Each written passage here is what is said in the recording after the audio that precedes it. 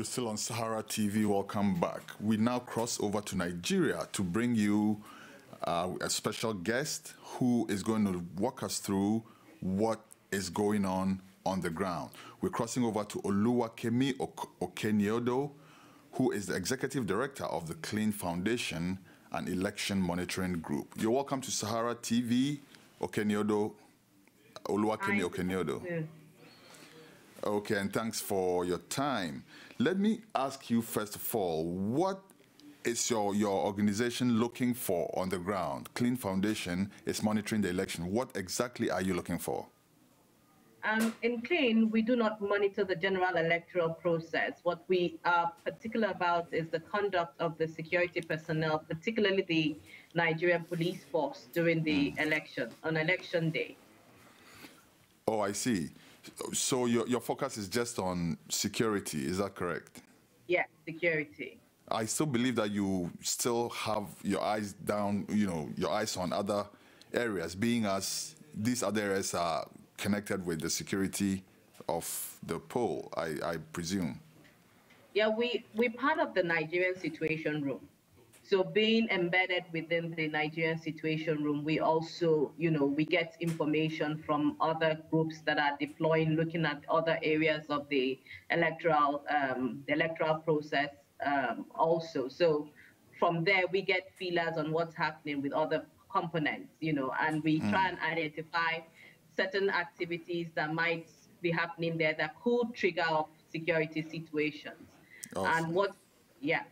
Okay, so how many people do you have on the ground? How many people has CLEEN Foundation deployed to monitor this election?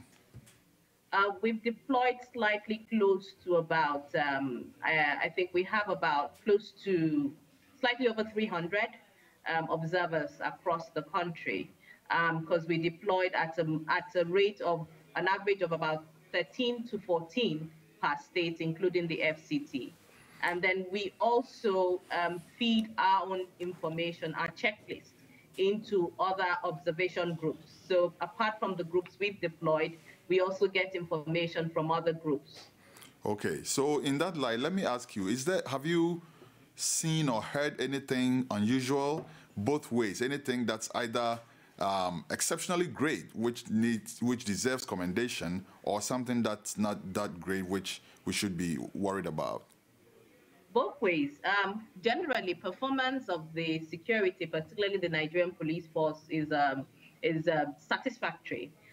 They arrived, security personnel were at the polling units on time. Some of them were even, they got to the polling units ahead of INEC in most instances across the country. The issue of professional behavior within the polling unit of security officials, those posted within the polling unit, police, NSCDC, highly commendable. There are also pockets of incidents, and they stood, they were there all through. So, yesterday we had voting going on in some polling units till late in the night. These security personnel were on ground till late in the night, and some of them on ground till about 8 p.m. But of course, there were also some areas of challenges. We found that a bit of crowd control is still a bit of a challenge. Crowd control is still because we got incident reports from places like Ibadan. There was a polling unit in Ibadan that crowd control was a challenge, and the police on duty, the police officers posted there, had to resort to the use of tear gas to be able to control the voters, There were some reports from some polling units in Plateau also relating to crowd control, but once we alerted the necessary officials, they sent complementary deployment. In Lagos, there was an incident of a drunken police officer, and he was immediately replaced with two officers. He was taken out, and they replaced him with two officers. So you see those like a proactive nature of the police now in trying to address some of the issues that we identified from incidents that were coming in to our call centers from our observers on the field. That's fantastic news to hear, because we've also heard great news about the conduct of the military, which to many is satisfactory. That's indeed very good to note. Now, let me ask you, per your expert analysis, would you say that this far the election has been free and fair, and especially free from fear? There are pockets of incidents, like I said. So this far, one cannot categorically say free from fear, because there were pockets of incidents. Gombe, for example, yesterday in Gombe, there were bomb blasts. There were attacks by alleged Boko Haram groups. There were some states that also had rival political party thugs going into conflicts, and Rivers is a tension point in this elections. Reports still keep coming in from Rivers about killings of some APC members, arrest of over 100 people, so not totally devoid of incidents. But on a general note, one would say, yes, the process has been commendable. So you mentioned River State. What are the reports you're receiving from River State right now? Any updates? There are reports of perceived partisanship of some of the security agencies, police, even the military. There are allegations of partisanship of these security agencies, but it's both ways, from both sides of the main parties. Some of these incidents are still being investigated, and we're still monitoring Rivers closely. How about the INEC office that was reportedly set on fire not too long ago? Has your team recorded anything? Is your team putting out any notes on this at all?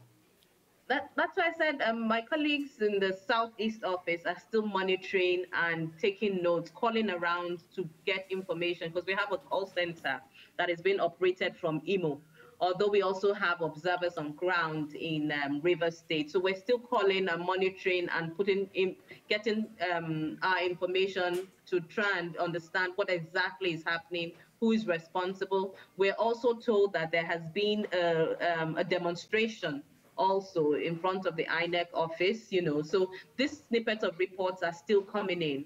And once the Situation Room conveys in the next couple of minutes, we'll all be doing an analysis of what the position should be, of what our position should be going forward about the situation in Rivers State. Okay, can I ask you, Oluwakemi, how much bite CLEEN really has with all the information that you're collating? How does that translate into any form of action? Oh, well, we have, for our call centers, we have different nodes of feeding in our information. So we have embedded within our call centers our representatives of the Police Service Commission. The Police Service Commission in Nigeria is the civilian oversight body that has the responsibility and mandate of over the Nigerian police force, appointment, promotion, and discipline of all officers except the Inspector General of Police.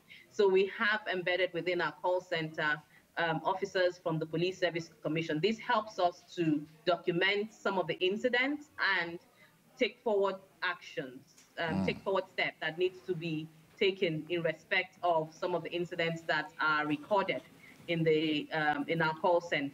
Then we also have contacts with a special unit set up by the Nigerian Police Force, which is focused on electoral violence. So, for example, yesterday night, just one of the incidents that we reported to them, some incidents that was taking place in Enugu at one of the polling units, and the alleged there was we were told that a certain party had won, and there were steps being taken to alter the results.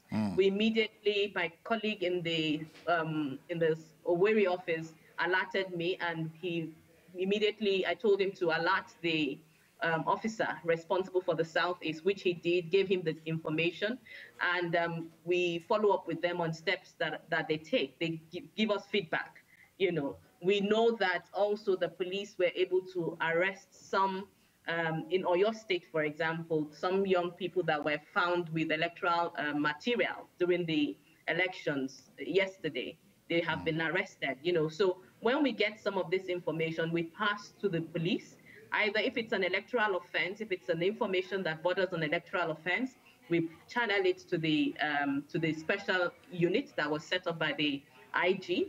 And then if it's on insecurity, incivility, or activities of police officers that could mar the process, there is also another channel that we pass it through, which is also from within the police. Then if we also have a network or a hub with the Office of the National Security Advisor. So any information that we also get that we feel maybe the police, we might not get effective response from the NPF, we pass it to the Office of the National Security Advisor. Okay. And when there are incidents, you know, and we're not sure, are these rumors or are they real, to verify some of the incidents, we also call different contact points, you know, and they verify for us and they give us more information, steps they've taken. We feed this information back into the situation room.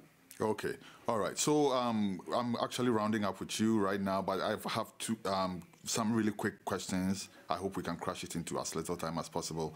First of all, we've heard reports of the malfunctioning biometric card readers and stuff like that. Is this causing any problems, or has this been effectively dealt with? INEC has taken steps to address it, you know. For example, some of the issues with the card readers was lack of, should I say, the ad hoc staff not properly being trained to use the card readers. So you had scenarios where the film on the card readers, on the face of the card readers, were not removed. You know, and once the film was removed, the process was fast. But yesterday, the INEC press chair really did make an announcement that of all the complaints they had, it was just about 350 that had issues of malfunction, which means the card readers were not working totally. And they also came up with a note, or should I say with a notice, that where the card readers were not working, they could use the voters register so that the process could go on. And that's why we still have voting going on today. And this has been accepted by both sides of the political divide, the opposition and the ruling government? Well, I guess so, because nobody, yeah. All right. So finally, there are certain polling units where major candidates like Buhari or even President Jonathan scored 0. Is this possible with, I would assume that all these parties have representatives in these areas, and at least the party chairman in that area would vote for their candidate. Is it possible at all for a candidate of that stature to score 0? Anything is possible, because it's an issue of voting your conscience, isn't it? Even if I'm a member of this party, but I'm not totally convinced that the party would deliver on the dividends of democracy. I'm not totally convinced that this party is the best, you know, for me. You know, this is the opportunity I have to engage effectively and make a choice, an informed choice that could shape my own future. So anything is possible. Okay. Kemi Okenyodo, thanks so much for your insight. We will definitely be connecting back to you again before all this is over to get more insights from you. Thank you very much. You're welcome. Thank you. All right, viewers, that was Kemi Okenyodo, who is Executive Director of the CLEEN Foundation. Stay tuned, Sarah TV, more coming.